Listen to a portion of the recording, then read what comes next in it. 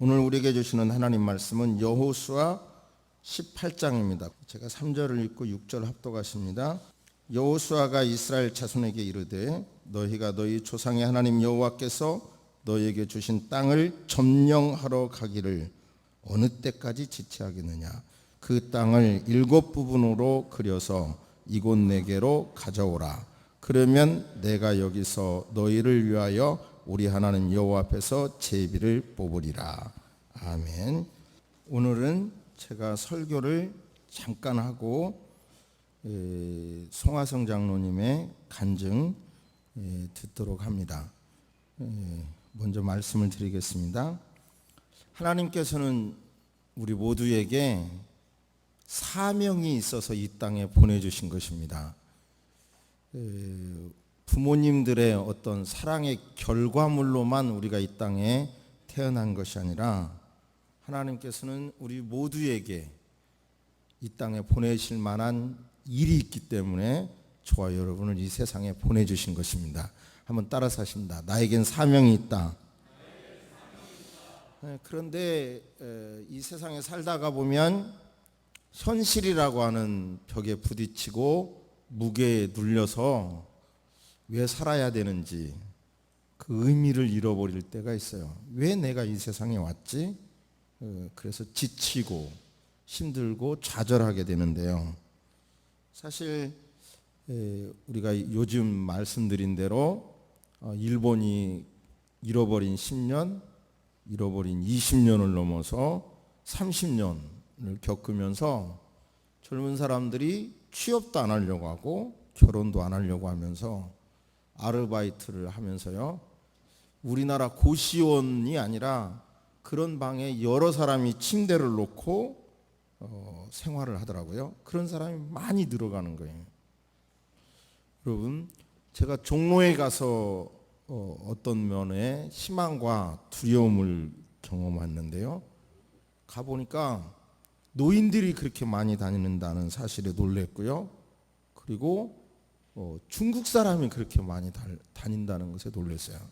중국 말소리가 계속 들리는 거예요. 얼마나 식당을 가든 길거리 어디를 가든. 그래서 중국 사람들은 지금 우리나라에 밀려오고 있습니다. 그래서 그 중국 사람들이 밀려온 뒤에 남기는 자국은 쓰나미처럼 많은 현상을 외국에서는 이미 남기고 있고 우리나라도 남길 겁니다. 예를 들어 중국은 사회국가잖아요. 사회주의이기 때문에 땅이 개인 소유로 허락하지 않아요. 근데 제주도 같은 데에서 이제 투자 이민을 받아들이니까 매물만 나오면 중국 사람이 삽니다. 왜냐하면 우리나라는 이렇게 개인 소유를 허락하기 때문에. 근데 이 현상은요, 우리가 생각하는 중국 사람들은 짝퉁을 많이 만들고 수준 낮다고 생각하지만 최근 몇 년 사이에 국가 경제가 부흥되면서 전 세계를 휩쓸어 가고 있습니다. 이런 현상은 앞으로 우리나라의 젊은이들에게 어떠한 아픔과 어떠한 고통을 가져다 줄지 모릅니다. 무서운 현실입니다. 지금 현재도 취업이 어렵지만 앞으로는 정말 정책을 잘하지 않는 이상 더 어려움이 우리도 부딪힐 겁니다. 중국이나 일본 사람들처럼 여러 가지 결혼도 취업도 희망도 다 포기하는 세대가 늘어갈 수밖에 없습니다. 이런 상황에서 저와 여러분들은 하나님께서 주신 사명을 붙잡아야 합니다. 가나안 땅을 동편 정복하고 서편 정복한 다음 바로 갈렙 족속들은 사명을 가지고 자기 민족을 위하여 풀지 못하는 땅, 고통의 땅을 우리가 점령하겠습니다. 그 땅을 달라고 그랬고요. 요셉의 족속들도 욕심은 많지만 동기가 욕심으로밖에 볼 수밖에 없지만 그 두 지파들도 땅을 달라고 요청하고 있는데 나머지 지파는 희망이 없는 겁니다. 그냥 망설이고만 있는 겁니다. 그러자 여호수아가 말합니다. 어느 때까지 지체하겠느냐? 너희들이 차지할 땅을 그려서 내게 가지고 오라고 말합니다. 즉 꿈이 있어야 합니다. 하나님은 우리에게 꿈이 없으면 망한다고 했기 때문입니다.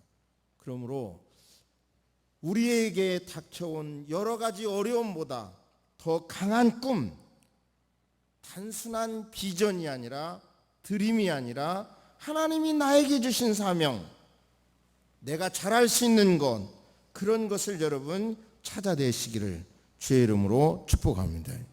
여러분요, 그 일이 우리를 살리고 이 민족을 살릴 수 있다고 믿습니다.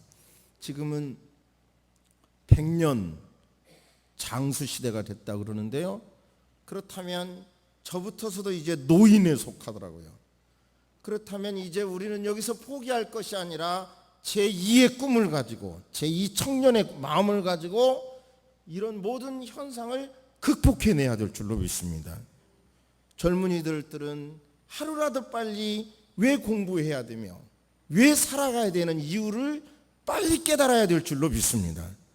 장년 여러분, 우리에게 일할 수 있는 기회를 주셨다고 하면 더 열심히 일해야 될 줄로 믿습니다.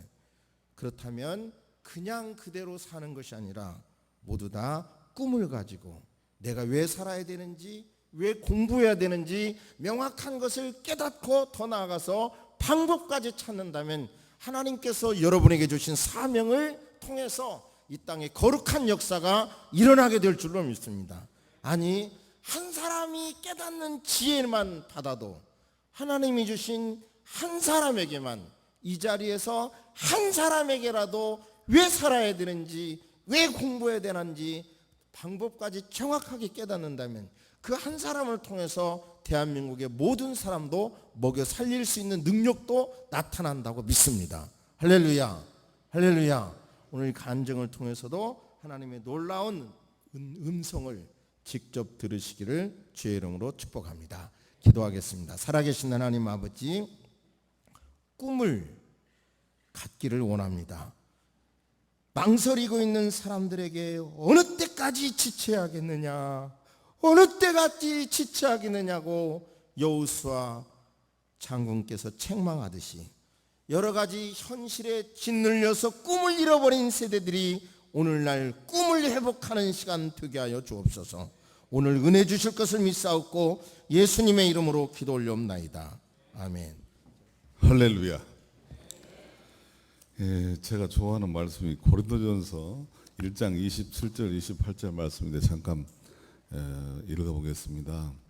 하나님께서 세상에 미련한 것들을 택하사 지혜 있는 자들을 부끄럽게 하려 하시고 세상에 약한 것들을 택하사 강한 것을 부끄럽게 하려 하시며 세상에 천한 것 멸시받은 것들을 택하사 있는 것들을 폐하려 하시나니. 이 말씀이 난 위로를 받습니다. 최근에 그 가수 중에 그 김종서가 아름다운 구속 뭐 노래가 나오고 그러는데 이게 치유 역할을 한다 그래요. 오늘 저하고 소통하면서 치유가 됐으면 좋겠다는 생각이 듭니다. 할렐루야. 네, 저는 전라도 고흥 논 6마지기 아들로 태어났습니다. 장남. 나무하고 풀 베고 그렇게 컸습니다. 지금도 눈을 감으면 너무 나무찜이 무거워서 그 지게를 발쳐놓고 쉬어가서 초등학교 2학년 때부터 그 나무하고 짐졌다니까요. 또 포를 베다가 너무 큰 뱀이 나와가지고 엄마 하면서 그 낫을 던져두고 도망 나왔던 언덕길도 생각납니다. 이렇게 나는 나무꾼이요 풀떼기요 농사꾼으로 컸습니다. 이렇게 가난하고 그래도 공부라도 잘하면 희망이 있을 거 아니에요. 근데 공부도 시원찮았어요. 우선 우등상 초등학교 한 학년에 한 학급에 4명 내지 5명 주는 우등상 못 받았어요. 예? 그래가지고 초등학교 6학년 때 어머니하고 아버지가 그때는 한 방에서 다 잤네. 예? 아버지 자고 어머니 자고 어머니 옆에 송년길이가 젖을 물고 있고 남자 셋 자고 딸 둘은 아직 안 태어나고. 예? 그럴 때 어머니하고 어머니가 둘이 속삭이는 소리를 내가 그거 들으면 안 되는데 부부간에 하는 얘기인데 근데 어머니가 이렇게 얘기하는 거야. 아이고 저 큰아들이라고 태어난 것이 나이 얘기요, 나이 얘기. 공부도 땡뺄나게 잘하지도 못하고 공부를 특별히 잘하는 게 없다 이거야. 어리버리 해가지고 빙신짜리 같이 두드러 맞거나 댕기고 저것을 어디다 쓸까? 우리 어머니가 그러니까 우리 아버지가 글쎄 말시 별로 똑똑하지 않아. 큰아들이라고 태어난 것이. 이런 실망감을 주고받았어요. 나는 중학교는 벌교 중학교를 다녔어요. 벌교 애갓집에서 밥 얻어먹고 다녔으니까. 애갓집도 가난했지. 그러니까 고흥에 초등학교밖에 안 나온 농군의 아들한테 시집을 왔겠죠. 거기서 그런데 중학교 다닐 때까지 상을 받아본 일이 없다니까요. 고등학교 때 벼락이 떨어졌습니다. 제가 아버지가 면세가 되어서 조금 밥 먹고 사니까 어디로 광주로 유학 와서 광주 상고를 갔어요. 왜냐하면 취직해서 돈 벌려고. 동생 두 놈들을 데리고 셋이 한 방에서 자취를 했어요.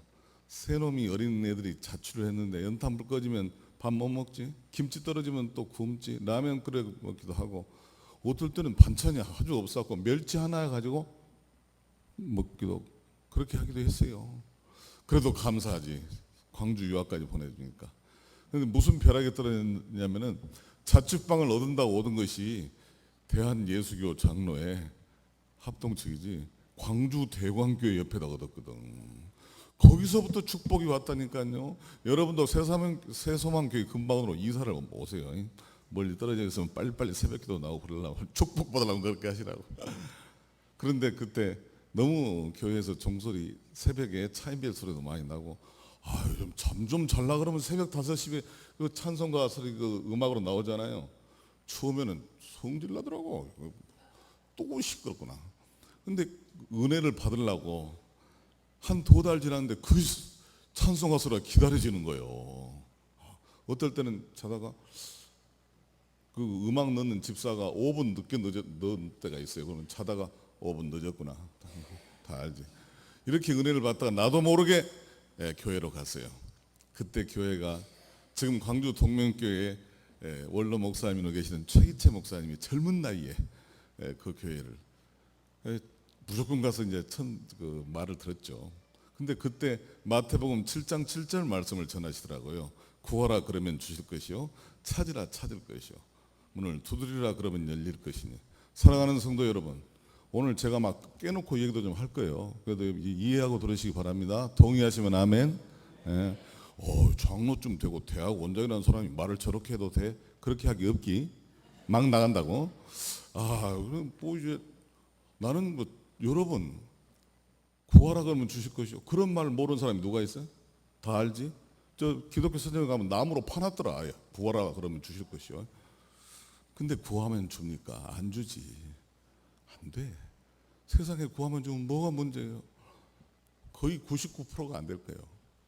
그런데 주님께서는 구하면 주신다 그랬단 말이에요. 난 너무 은혜스럽더라고.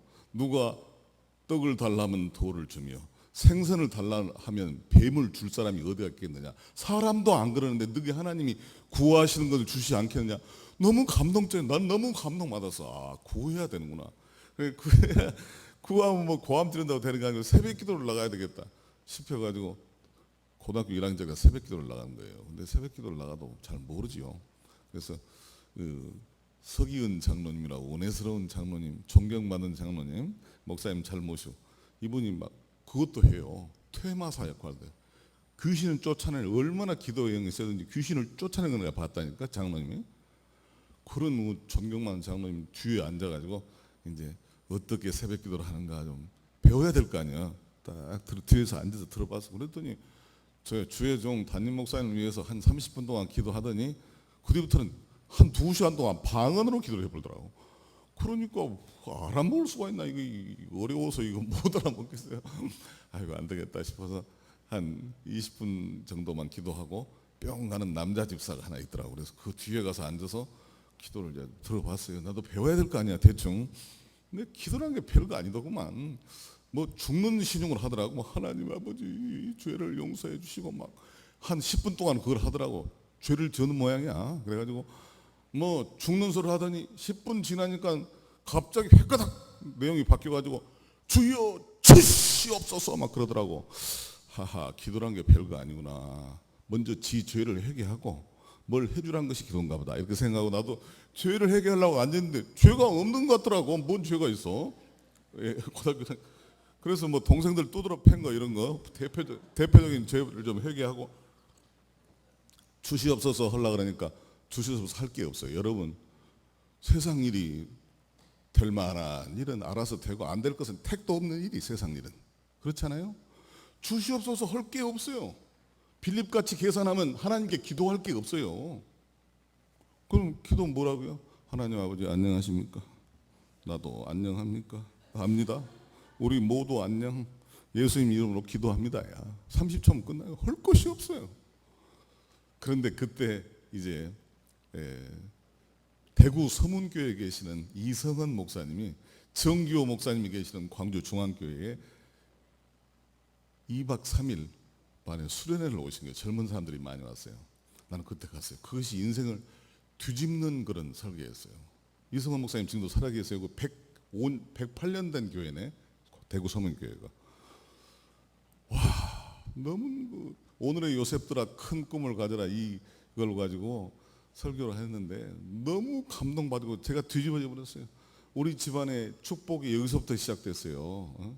남들은 뭐 송하성 집안, 최근에 그 최효찬 연세대 교수가 이거 내가 말하기가 좀 쑥스러운데 한국 명문가의 자녀 교육이라는 책을 썼어요. 9판까지 나왔는데 우리나라에 10가정 정도를 뽑아가지고 명문 가정이 됐다고 자식들 어쩌고 거기에 세 번째로 나를 넣었더라고. 유명한 사람들 거기 다 들어있어요. 정인보, 피천득부터 시작해서 정 누구 아버지 종로에 나오는 국회의원 누구 아버지까지. 그런데 그건 남들 보기에는 그렇지만은 그게 뭐냐면 이 축복이 어디서부터 시작되느냐, 나는 그렇게 생각해요. 그때 우리 누구야 이승환 목사님 설교를 내가 잠깐만 흉내를 내볼게요. 한 10초, 한 5초만 흉내를 낼게요. 광주 중앙교회가 크거든. 그게 막 올라와가지고 막 오늘의 요셉들아 큰 꿈을 가지라 설교를 하는데 마지막 날이나 완전히 피날레 이걸 들어가는 거예요. 그럼 지금까지 여러분 상당히 들었다고 생각하고, 아니 무슨 얘기 하겠어요. 요셉이 어렸을 때부터 꿈을 갖고 믿음을 지켰기 때문에 보디베알 뭐 아내의 유혹을 이기고 어쩌고 해서 큰 축복의 물줄을 잡았다, 총리까지 되고 그런 얘기 아니겠어요. 근데 그 마지막 날에 이제 이렇게 하는 거예요. 여기 흉내를 내는데 애들은 좀 울 텐데 내가 고함을 지를 건데 조금 나가 계시고 내가 고함 지른다고 지금까지 여기까지 왔어요. 여러분, 여기서부터 시작하는 거예요. 여러분, 큰 꿈을 가지십시오. 찬란하고 영롱한 꿈을 꾸십시오. 사람은 자기가 가진 꿈만큼 되는 것입니다. 여러분 중에 나중에 커서도 골목에 조그마한 전빵 주인을 될 꿈을 가지고 있는 사람이 있습니까? 그러면 전빵 주인밖에 못 됩니다. 더 큰 꿈을 가지십시오. 설교가 그런 거였어요. 그때 제 꿈이 뭐였는지 알아요? 나는 가난한 농부의 아들로 태어나서 넌 여섯 맞이기. 그러니까 주판 열심히 놓고 영어 공부도 열심히 하고 그래가지고 은행이나 농협이나 어디 취직해갖고 월급 받아서 밥 좀 먹고 살아야 되겠다. 동생들 납품도 보태주고 아버지 어머니 맛있는 것도 사주고 그래야 쓰겠다. 이것이 꿈이었거든. 근데 그때 그 설교를 듣고 나니까 내 꿈이 창피하더라고. 이게 무슨 놈의 꿈이야. 묵고 살기 위한 방편이지. 그래서 저는 꿈을 접고 주 안에서 큰 꿈을 꾸게 됐습니다. 그런데 놀라운 것은 또 새벽 기도를 나갔을 거 아니에요. 아니 고등학교 1학년짜리가 뭔 할 얘기가 있다고 40분을 기도해도 피곤한지를 모르겠더라고. 아까 30초 기도했다. 30초. 하나님 안녕하십니까? 뭔 기도가 나오는 거야 계속. 나중에 며칠 뒤에 내가 무슨 기도를 하고 있는가 생각해볼 때, 하나님 아버지 광주 상업고등학교 전체에서 수석하게 해주십시오. 큰 꿈을 이루려면 우선 주기학교부터 수석을 해야 될 거 아니야. 그런 꿈을 이 얘기를 나가 하고 있더라고. 근데 사실 택도 없는 이 얘기거든. 제가 뛰어난 애가 아니라고 그랬어요. 물론 중간 이상이야 됐겠지. 그냥 우물우물 중간이야 크게 봐서. 그런데 수석한다. 여러분 광주상고등학교가 한 학년이 1200명입니다. 3600명에 대한 맘모사교예요. 광주 일고 광고가 좋지만은 광주 상고에 집이 어려워도 똑똑한 애들이 많았습니다. 호남의 명문 광주 서중에서 광주 상고로 바로 은행 가려고 지나가는 애들이 20명 정도 됐어요. 지금 그리고 여기에 경기고등학교도 충분히 갈 수 있는 애들이 10대명은 된 셈이었다고 봐져요. 정말 우수했어요. 전라도의 가난한 농부의 아들, 어부의 아들로 태어나서 그렇지. 예? 근데 거기서 제가 수석한다고? 우선 제 등수가 야간 600명 빼고 주간 600명에서 130등에서 주판 잘못 놓는 날이면 210등까지 갔다고. 600명 중에 210등은 중간이지 뭘 거기서 수석한다고? 택도 없는 소리, 택도 없는 소리야. 불가능한 얘기야. 근데 그러면 구하라 그러면 주실 것이고 그랬잖아. 나는 정말로 이제 뒤집어져 버렸어요. 꿈이 생겼어요. 열심히 기도했지. 공부했지. 얼마나 공부를 열심히 했는가. 우선 제가 공부를 얼마나 열심히 했는가를 내가 증명해 볼게요. 요즘 증거 재판주의잖아. 증거를 내놔봐. 첫째 제 동생들입니다. 아니 가난한 농부의 아들이 지금 자취하고 있는 빽이 있어 돈이 있어. 그런 집에 내가 장남이었는데 내가 완전히 미쳐버렸거든. 기도하고 공부하고 기도하고 완전히 미쳐버렸다니까. 미쳐버렸어. 그런데 동생들이 이제 큰형이 완전히 교회 다니면서 미쳐버렸을 거 아니요. 그리고 너희도 교회 가자 그러고 안 가면 팼지. 패가지고 교회 다니지 같이. 여러분 바로 밑에 동생은 제가 어렸을 때 이름이 송영윤인데 바로 송영천. 호남의 명문 광주일고를 나중에 들어가서 명문 사립대학을 나와가지고 사법고시 6등으로 합격해서 서울판사부터 시작해서 서울고등법원 형사부장판사 차관급 자리에까지 올랐습니다. 그 밑에 송영길이는 뭐예요? 지도 사법고시 붙었고 운동권을 했다가 감옥에 들어갔다가 또 사면 복권되고 해가지고 사법고시 붙었지. 사법고시도 600명 뽑은데 52등으로 붙었어. 아까 걔는 6등으로 붙었고. 그래서 판사, 검사 충분히 되는데 민권 변호사부터 돈 안 받는 민권 변호사부터 시작해서 국회의원 3번 하고 인천광역시장하고 이번에 떨어져가지고 이제 좀 쉬고 있죠. 회개하고 있겠지. 근데 걔들이 뭘 알아요? 그 나이 때 초등학교, 중학교잖아요. 형 하는 대로 따라갈라 해. 형이 롤모델이죠.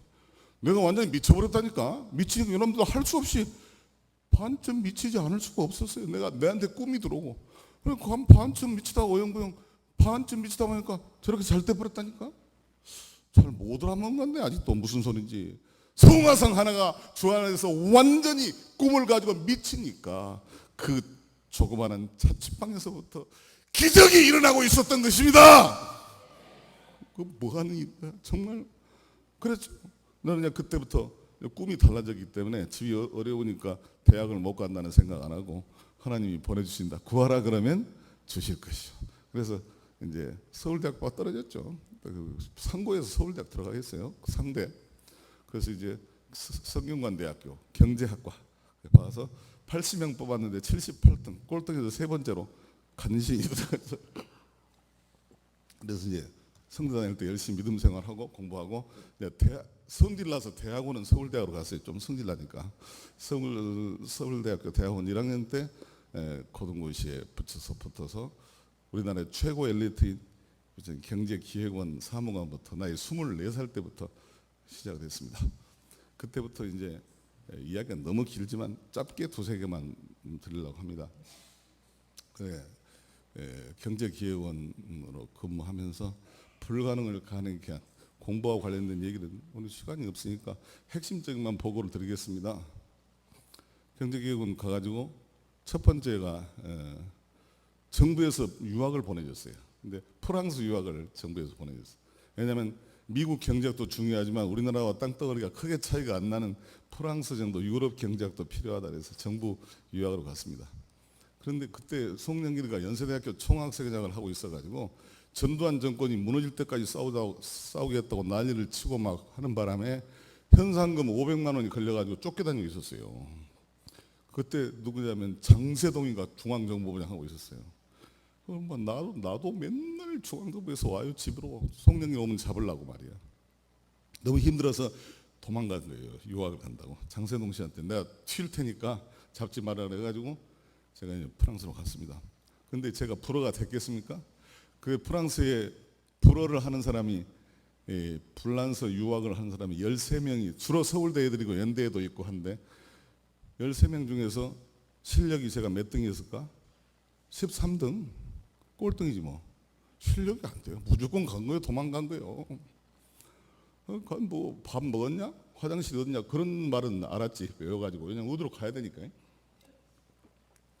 정말. 그래서 이 6개월 동안 열심히 3개월 동안 열심히 어학 코스를 하고 이제 프랑스 파리 제1대학 솔보네 대학의 경제학과에 박사 코스 시험 보러 오라고 그러더라고요. 여러분 시험 서울대 석사까지 쳐주고 그런데 무슨 시험이 어느 정도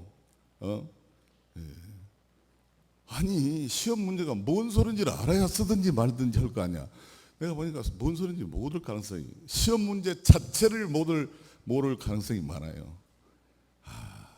기도했죠. 하나님은요 지혜로운 사람을 어떻게 하고 어리석은 사람을 쓰시고 지혜로운 사람을 부끄럽게 하고 약한 자를 쓰셔서 강한 자를 부끄럽게 하시고 없는 것들을 낮은 것들을 쓰셔서 있는 것들을 부끄럽게 하시는 하나님이란 말이에요. 잘된 사람이 잘되면 뭐 어떻게 해요? 하나님이 기적으로. 그래서 이제 공부를 막 했는데 그것이 워낙 안 돼요. 이제 시험 문제 출제가 돼서 2시간 동안 경제학에 대해서 쓰는 겁니다. 불어로만 쓰는 거죠. 무슨 말인지 우선 문제지가 상당히 넓은데 무슨 말인지 모르겠더라고요. 우선 이거 뭐 안 되는구나 여기까지구나 하고는 하나님 아버지 제가 이제 나갈랍니다. 그냥 내년에 시험 보든지 지방대학을 가든지 할랍니다. 기도하려고 그러는데 기도를 했는데 하나님께서 그렇게 말하시는 것 같아요. 송하성이 네가 언제 똑똑해서 내가 여기까지 데리고 온 줄 아느냐? 그렇게 말씀하시는 것 같아. 맞아, 똑똑하지 않아도 똑똑하게 해줬지. 아까 이 얘기를 좀 안 했구나. 아까 수석하게 해주십시오. 그 결론을 안 맺었네. 1년 6개월 가량 됐는데 기도한 지 광주 상고 1206명 중에서 그 방을 붙입니다. 기말고사 중간고사 끝나면 1등부터 10등까지만 전체에서 방을 붙이는데 거기에서 손하성 1등. 그렇게 방에 붙였었습니다. 하나님은 구하는 자에게 주셨습니다.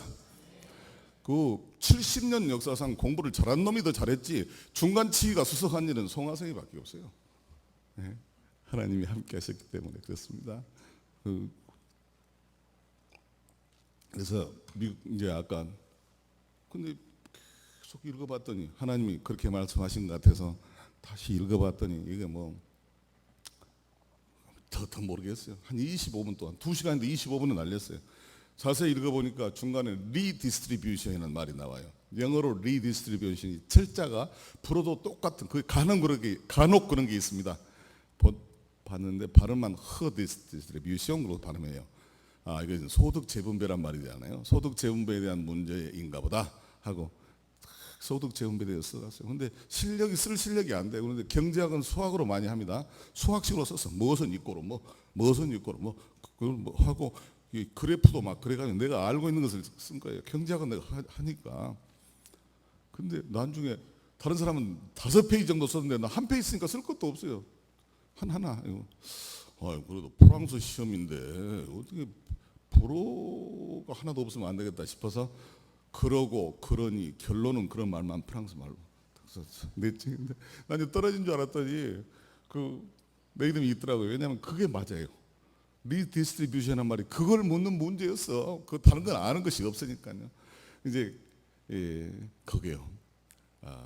면접 시험이 힘듭니다. 그거는 실력이 그냥 드러나게 돼 있습니다. 달날 떨고 면접시험장에 갔습니다. 그랬더니 나한테 뭐 물어보더니 5분 동안 대답도 못하고 다른 소리를 하니까 실망된 표정을 지으면서 장 베나 교수가 당신 같은 사람은 이 학교에 들어올 수가 없어. 들어와도 수업을 못 따라갈 텐데 내가 어떻게 붙어주겠어 하고 자르더라고요. 그래서 나는 나 떨어질 줄 알고는 한 페이지에다가 앞뒤로 불어로 뭘 적어서 프랑스 사람한테 꼬리제 교정까지 해가지고 그걸 외워가지고 갔습니다. 머리가 안 좋아서 그런지 한 나흘 동안이었어. 나흘 동안. 그래갖고 딱 떨어뜨리길래 첫 번째 얘기를 했어요. 첫 번째 얘기는 마가복음 말씀을 했어요. 믿는 자에게는 능치 못할 일이 없어. 내가 믿고 공부를 열심히 하면 공부를 잘하게 될 테니까 붙여주시오. 그 말이요. 뭐 길지만 핵심은 그거예요. 그렇게 얘기를 해요. 그런데 주의사항은 뭐냐면 얘기를 천천히 하면은 또 교수가 물어보면 또 몰라볼 거 아니야. 그러니까 처음 시작해서 끝까지 따발총으로 숨 쉴 사이 없이 그냥 계속 나 얘기만 해버려야 돼. 나 얘기만. 그러니까 자기가 중간에 물어볼 사람이 그러니까 이상한 놈이 왔더라는 표정을 주면서 뭐라고 하더라고요. 근데 무슨 소리인지 못 알아들었어요. 그래서 그 노트 적하고 뒷장에 있는 걸 또 얘기했지. 그것도 숨 쉴 사이 없이 나 얘기만 해야 돼요. 다 했죠. 나가 이거예요. 솔직히 말해서 내가 한국서는 한가락 했다. 나는 고등고시도 합격한 사람이고 경제학도 잘하고 수학도 잘한다고 그랬지 뭐. 그런데 불어를 못한다는 이유로 나를 폄하하지 말고 붙여만 주라 그러면 나 열심히 해서 따라가겠다. 그렇게 했더니 너무 이상한 표정을 지으면서 이상한 놈이었더라. 가만히 나를 탁 보더라고. 이거 떨어뜨려야 되는데 너무 이상한 놈이 하니까 이 사람이 붙여 말하고 고민하는 것 같아요. 이걸 내리대? 내려. 그래. 당신이 프랑스 말이 잘 되려고 하면은 프랑스 텔레비전에 나온 그 드라마를 계속 보는 것이 좋다 그러더라고요. 그 말로 알아들었어요. 왜 알아들었냐면은 텔레비전이 프랑스 말로 텔레비지용 같거든. 비슷하고 드라마도 드하마 비슷해요. 그래서 그 말인가 보다고 알아듣고 위 했지. 위. 그랬더니 당신의 열정에 큰 감동을 받아서 예외적으로 당신을 붙여주겠소 그렇게 얘기하더라고요. 나 그걸 알아들었지. 왜냐면 붙여주시라는 말을 하도 많이 외웠더니 붙여주겠다는 말은 금방 들리더구만요. 금방 들리죠. 그래갖고는 감사합니다. 감사합니다를 불어로 멜시 복구라고 그럽니다. 멸치 볶음이 아니고. 자 따라해보세요. 멜시 복구. 멸치 아니요? 멜시 볶음 몇 번 하고 내려왔습니다. 내려와서 왔더니 그 잘난 서울대 애들 나보고 어떻게 됐냐 그래서 너도 어떻게 됐냐 했더니 거의 대부분이 떨어졌어요. 나 붙었다 했더니 이거 이상한 일이라고 난리가 난 거예요. 여러분 강한 약한 것을 택하사 강한 자를 부끄럽게 하시고 여러분요 하나님은 우리를 쓰십니다. 약하고 미련하고 없다고 해서 안 쓰시는 게 아니라 그렇고 하나님을 나타내시기 위해서도 그날을 쓰십니다. 동의하시면 아멘.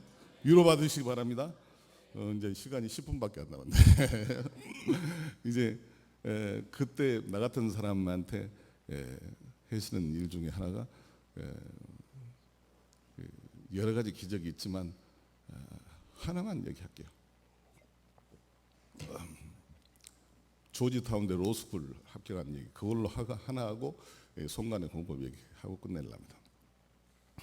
저는 주미대서관 외교관의 경제외교관으로 발령받아서 갔습니다. 경제외교관은 일반 외교관은 외무부에서 가지만 경제외교관은 경제기획원에서 갑니다. 거기 갔어요. 근데 거기 가서 참 외교관 좋더라고. 내 집이 2.2 에이커였어요. 그러니까 워싱턴 DC 그 포토맥 강가에 제 집이 2.2 에이커면 3,000평 정도 됩니다. 내 집이 3,000평이라니까. 와, 골프 치신 분 아시죠? 집 안에서 파3가 2개가 나오더라고. 그리고 너무 연미복 입고 파티에 참석하고 아들들은 귀족 학교에 보내고 좋지. 좋은 차 2개 그렇게 밀어줘요. 외교관이 초취하면 나라가 초취하기 때문에 잘해줍니다. 그런데 기도를 해봐도 이게 아니야. 하나님이 주미 대성안에 외교관으로 보낸 것은 외교관 생활을 즐기라 한 것이 아니라 미국을 배우고 하나님이 쓰기 위해서 스스로를 훈련시키라는 거 아니냐. 그러면 어차피 이 세상은 미국이 로마다. 미국을 알아야 될 거 아니냐. 미국은 법이 지배하는 나라다. 그렇다면 미국의 법을 알아서 미국 변호사, 국제 변호사가 돼야 되겠구나. 미국 법을 하면 미국의 로스쿨을 가야 되지. 그래서 나는 외교관 하면서 로스쿨 갈 생각이었어요. 왜냐하면 워싱턴 DC의 최고 명문 대학인 조지타운 대학이 있습니다. 조지타운 대학은 명문 중에 명문입니다. 클린턴도 그 대학을 나오고 9명 정도가 대통령이 나온 것입니다. 박동선 그 조지타운 사건이 바로 거기가 있습니다. 거기는 야간 코스가 있어요. 토요일 코스. 그러니까 조지타운 대학만 로스쿨을 야간으로 다닐 수가 있는 거예요. 똑같아. 주간하고 낮에 시간인 사람 왔다 갔다 해도 되게 있어요. 주로 연방정부 공무원들이 많기 때문에 그랬습니다. 원서를 냈더니 뭐라 하냐면 바로 답이 왔어요. 송화성 당신은 이 학교에 원서를 낼 자격이 없기 때문에 합격, 불합격 대상에서 제외했음을 알려드립니다. 그건 뭔 말이요? 불합격도 아니요. 불합격할 자격도 없는 것이요. 원서를 낼 자격이 없다는 거예요. 그게 뭐냐면은 LLM 코스라는 것은 법과 법학 석사 과정인데 그걸 나와도 이제 변호사가 될 수 있습니다. 시험만 합격하면. 그런데 그걸 나면 한국에서 법과대학을 나와야 된다는 거예요. 법과대. JD 교수는 3, 4년 걸리니까 법과대학 안 나와도 되는데 1, 2년 내에 나는 끝내야 되잖아. 바쁘니까. 그 외교관 기관 내에 말이에요. 정말 이 정도의 불가능 앞에서는 사람들 그만둡니다. 그런데 나는 계속 이 말씀 붙들고 계속 기도하고 조지타운대 로스쿨에 가가지고 대성함만 끝나면 거기 가서 기도했습니다. 하나님 아버지, 불가능을 가능케 하신 당신 나 붙여주시오. 그렇게 기도했지 뭐. 죽으라고 기도하고 또 준비를 했어요.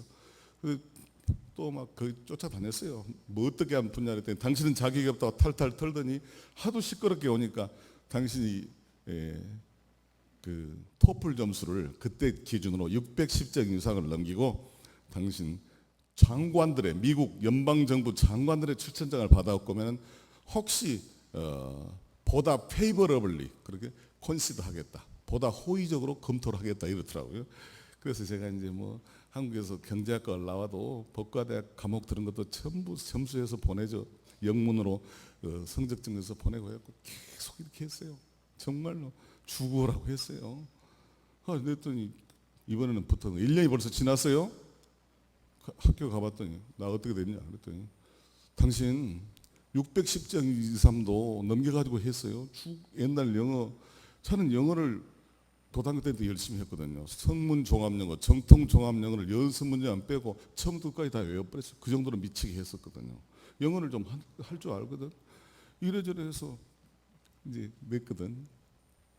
그런데 마지막 이제 합격자 발표하는 날 그 전날 갔더니 당신은 안 되겠대. 왜냐하면 조지타운 대학이 1806년에 세워진 200년 된 학교인데 예외적으로 미국의 법을 바이오레이트 여기까지 가면서 당신을 붙여줄 수가 없다는 거예요. 그래서 그냥 내가 그 실무 담당자의 혁대를 붙잡고 늦었어요. 아니 안 붙여주려면 수출 수 있는 방법이라도 가르쳐주라 그랬어요.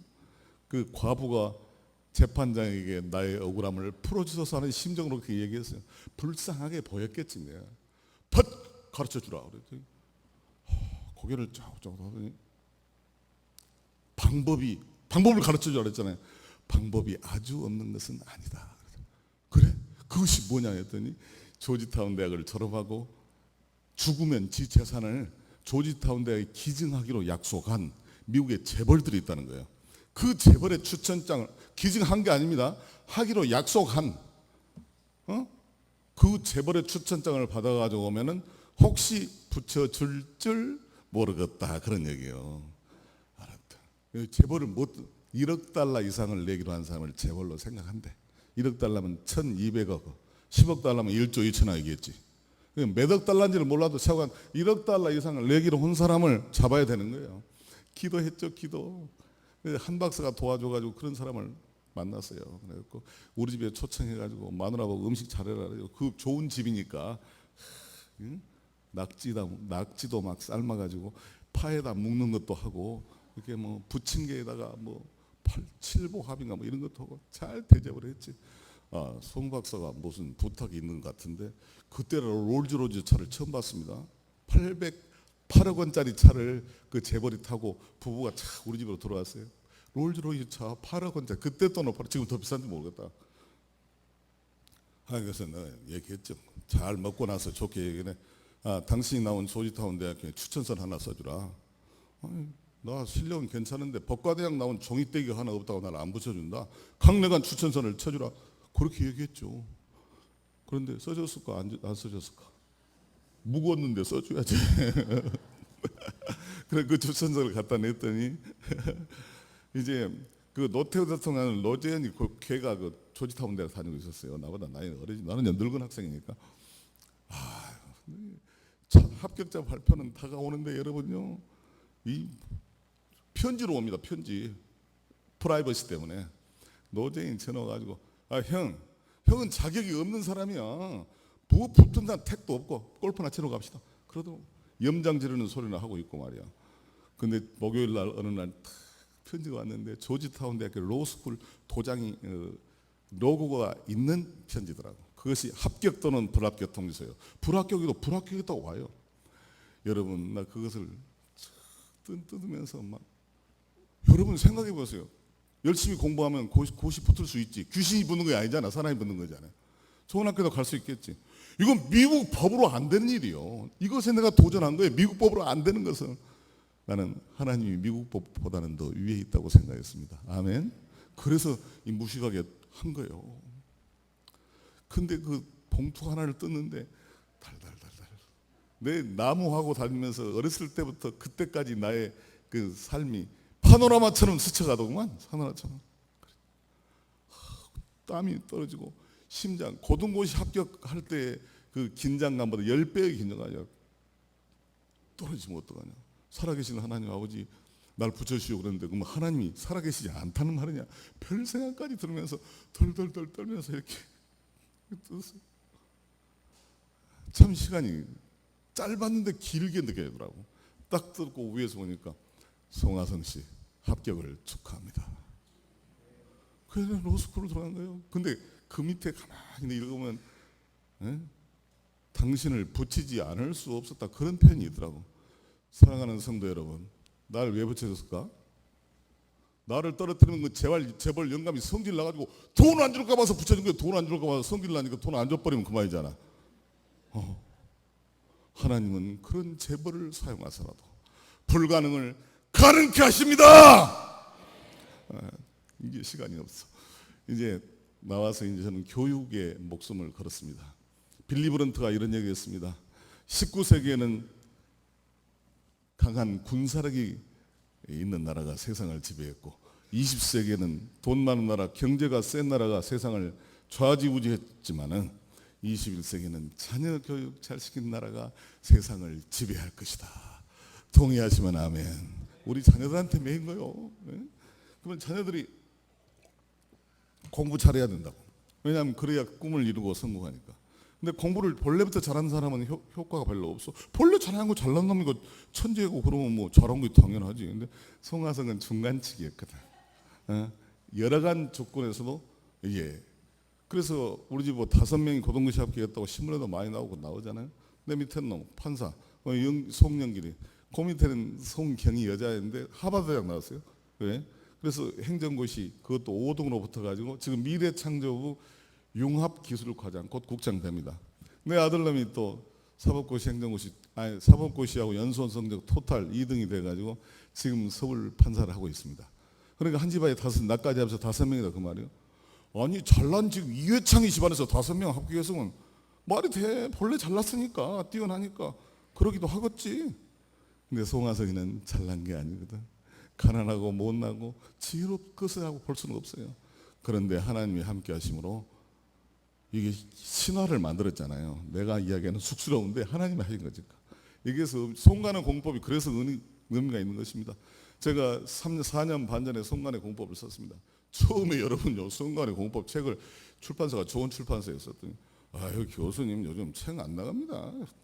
그거 3,000원이나 나가면 다행인데. 그래서 내 성질이 팍 나가지고 어이 사장 3,000원 안 나가면 내가 그거 사줄 테니까 무조건 인쇄해 그랬거든. 인쇄하자마자 조선일보에서 신문 반면으로 보도했습니다. 보통이 수재가 되는 방법. 보통이 수재가 되는 방법. 돈 안 들이고 공부 잘하는 방법. 그 보도를 그렇게 해주고 아침마당에 내가 나가고 계속 기독교 TV나 그다음에 대학 방송 TV하고 무슨 TV더라? EBS하고 여기 공동으로 하더구만. 2시간 동안 저를 찍었어요. 송간의 공법. 그런데 중간에 몇 번 방영됐는데 여론이 좋고 시청률이 좋은데 중간에 노조가 대모해가지고 더 이상 물건을 만들 수가 없게 됐어요. 프로덕션. 그러니까 송하성이 거의 괜찮으니까 2년 동안 180회를 방영을 한 거예요. 그래도 시청률이 안 떨어지거든. 계속 돌린 거예요. 그만큼 우리가 교육, 여러분 사랑하는 우리 성도 여러분, 우리는 고생해도 우리 자식들 잘 돼야 되겠죠? 손자들 잘 돼야 되겠죠? 대답이 시원찮네. 못 돼도 되는가 봐. 잘 돼야 되겠죠? 그러면은 우리가 하나님과 소통을 해야 돼요. 하나님을 소통을 들먹이는 사람 이 공부법에서는 나밖에 없어요. 하나님 소통. 그래가지고 이제 책을 썼더니 이게 2만 권, 처음에 10,000권, 2만 권 나가다 82만 권까지 설치했죠. 20만 권 돌파했을 때 내가 그전에는 전화를 했더니 전화 태도가 출판사에서 틀려졌더라고. 옛날에는 예 교수님 뭐 껄렁껄렁 하더니 뭐랑 막 했었더니 20만 권 팔 때나 잠깐 들렸거든. 그랬더니 나를 쳐다보지 못하고 궁굴어서 오더라고. 궁굴어서 맨 놈이 막 궁굴어서 와. 궁굴어. 하나님이 함께 하셨던 것입니다. 그래서 이제 송간의 공부법 제2탄 기적의 송간의 공부법을 우리 송강성 목사님이 서문을 써줘. 기적이라는 것이 어쩌다가 일어난 것이 아니라 하나님과 소통하면은 기적은 상시적으로 일어날 수 있다. 그 구체적인 방법을 써놓은 것입니다. 그 책을 쓰게 된 동기는 그렇습니다. 그러면 이제 5분은 괜찮겠습니까? 목사님 5분은 괜찮겠습니까? 3분만 하면 될까요? 여러분 우리 영어를 잘해야 성공하는 세상입니다. 그렇죠? 영어는 송간의 영어 공부법도 이제 썼어요. 근데 우리 내한테 송간의 영어 공부법을 좀 배웠던 우리 학생 지금 미국 유학하고 왔는데 잠깐 이리 와. 내 후배의 딸이요. 근데 옛날에 쬐까는데 완전 커져버렸구만. 처녀 다 돼버렸다. 네 몇 살이냐? 이 잠깐만 와봐. From now on, we are going to speak English. 영어로 어떻게 공부했고 어떤 걸 영어로 하면 다 못 알아듣으니까 한국말로 얘기를 하고 영어로 따르락 시간이 없어. 한마디만. Hi everyone. My name is Christy. I'm from Toronto, Canada, and I've got a lot of help from this Song's family study methods. So I want to share you the story how I've studied this and how it's helped me. Has helped me to just a Canadian life. So just 짧게 말할게.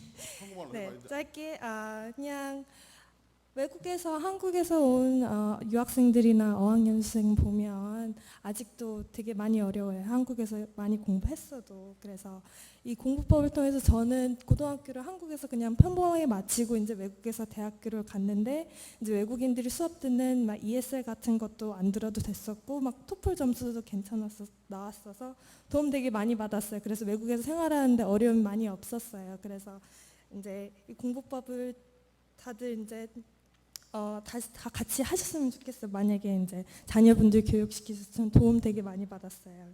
막 뭐 책 보시면 아시겠지만 특히 도움 받았던 거는 회화 같은 거.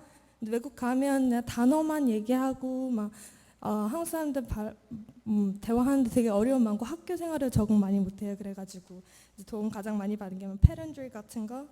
네, 아무튼 네. 잘하게. 그 정도면 됐어. 도움 많이 됐어요. 아직도 제가 3분이 남아 있습니다. 그 영어 공부 어렵습니다. 영어는 영원히 오를 수 없는 산입니다. 영어를 잘하면 좋게 성공하게 영어 안 되게 돼 있다니까. 송화성이 영어를 잘하는 사람이었다니까요. 다 외워버렸네. 미국 나 외교관 가서 앉아 있으니까 아들놈 초등학교 3학년 6학년 셋이 앉아서 쭈꾸러 앉아 있는데 미국 텔레비에서 뭔 말 나와. 그런데 두 놈들은 막 웃더라고. 뭘 알아들었는 모양이야. 몇 달 안 됐는데도. 나는 가만히 있었지. 너무 깜깜하고. 못 알아들은 거야 내가. 영어를 한다는 사람이. 좀 있으니까 더 웃어. 막 굴러다녀. 너무 재밌는 얘기가 나는 또 못 알아들었지. 둘째 놈이 나를 딱 째려보면서 왜 위대한 아빠가 저렇게 멍청하게 있지? 말은 안 하는데 그렇게 말하는 것 같아. 지금도 억지로 웃었어요. 잘 못 알아들으면서. 지금도 못 알아듣지. 대한민국 영어가 있다고요. 영어는 통째로 해야 된다. 통째로. 그러니까 영어 잘하는 나 참사관에 난 사람이 나 프랑스 여기 가서 만났는데 영어 불어도 귀신같이 해요. 귀신같이. 그런데 난 양참사관님 어떻게 영어 불어를 그렇게 잘합니까? 송후배 그 거짓말이네. 왜? 자기도 고민을 너무 많이 했대. 서울대학 나오고 똑똑한 사람인데 영어 불어가 되겠어요? 외국 사람이 하는 걸 어떻게 우리가 되냐고 안 되게 돼 있단 말이야. 그래서 어떻게 했냐 그랬더니 20개 정도의 패러그래프, 그러니까 20장 정도를 이야기, 재밌는 이야기, 경제 이야기, 정치 이야기, 슬플 때 하는 이야기, 이것을 장르별로 한 10개에서 20개 정도를 해가지고 그것을 잘 교정을 해가지고 프랑스는 프랑스, 미국에 있을 때는 미국 한테 녹음을 시켜가지고 다 녹음을 해서 자동차 얘기양 넣고 계속 그 미친놈같이 그것만 했대. 미친놈같이. 나는 직접 봤어요. 프랑스 장관이 돌아가셨는데 윤억섭 대사 대신에 양참상관이 조사를 하러 갔어. 내가 따라갔거든. 그때 중국 거기 가서 슬플 때 하는 이야기, 조사 얘기를 외운 거 있잖아요. 프랑스 말로 외운 거. 약간 바꿔가지고 인토네이션이나 어감까지 비슷하게 하는 거예요. 그런데 거기에 참석했던 프랑스 사람들이 울더라니까. 그 말을 듣고 울어. 그러니 잘 못하겠냐고. 결국은 거의 통째로 흉내내가지고 거기서 발전시키는 것입니다. 이 얘기가 내 책에, 내가 이 283개 구구단처럼 쉬운 영어에서 내가 이어놨는데 통째로 외우는 방법이 좋은 것입니다. 자, 제 얘기를 정리하려고 합니다. 우리 애들이 공부 잘하려고 하면은 하나님과 소통을 해야 됩니다. 말하자면 애들이 기도를 열심히 해야 됩니다. 기도를 열심히 할 때 소통을 하게 되면 제3의 힘이 작용합니다. 예수님이 하나님과 소통하기 때문에 제3의 힘이 작용했잖아요. 너와 죄 없는 자가 먼저 돌로 치라. 예수님이 A, B가 아니야. 더 차원이 높은 얘기를 하잖아요. 가이사 것은 가이사에게, 하나님 것은 하나님에게 바치라. 그런 말이 예수님한테는 하나님과 소통하기 때문에 그게 나온 것이 아니겠습니까?